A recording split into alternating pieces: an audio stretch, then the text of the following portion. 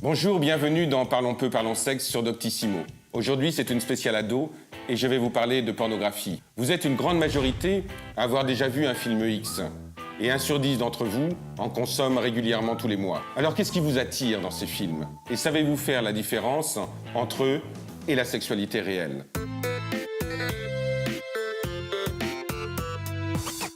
À votre avis, à quand remontent les premières représentations pornographiques? De la Bible, de la préhistoire, notamment les grottes de Lascaux, ou bien de la Grèce antique?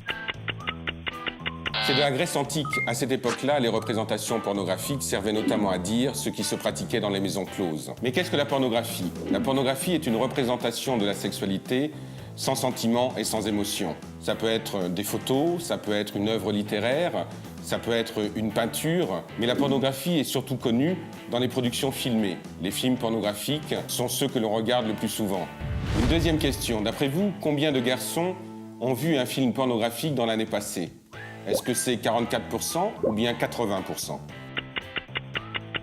C'est 80% pour les garçons et 44% pour les filles. Les garçons et les filles n'ont pas les mêmes habitudes de consommation.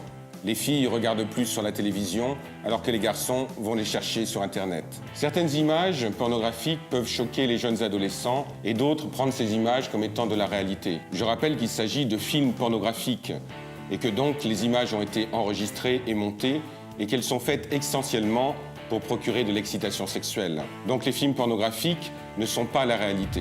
Certaines filles se sont vues demander par leurs copains de réaliser les mêmes prouesses que dans les films pornographiques. Si cela vous est arrivé, vous avez tout à fait le droit de refuser. Dans les films pornographiques, les acteurs sont toujours en érection, les filles sont toujours consentantes. Tout cela ne correspond pas à ce que l'on rencontre dans la vie réelle. Il est important pour vous de savoir dans la réalité de votre vie sexuelle ce qui vous fait plaisir et ce qui provoque en vous de l'excitation. Donc le film pornographique ne doit être en aucun cas un modèle sur lequel calquer sa vie sexuelle réelle. Et puis évidemment, la grosse différence entre la pornographie et la vie réelle, c'est que dans la vie réelle, il y a des sentiments et il y a des émotions. J'entends souvent des parents me dire qu'ils ont surpris leur adolescent en train de regarder des images pornographiques. Doivent-ils s'en inquiéter? En fait, il n'y a pas lieu de s'en inquiéter dans un premier temps, parce que l'adolescent va aller regarder ces images-là pour satisfaire sa curiosité sexuelle. Par contre, si l'adolescent s'enferme dans la solitude et passe énormément de temps à regarder des images pornographiques, il est bon que les parents se rapprochent de lui et commencent à pouvoir en parler avec lui.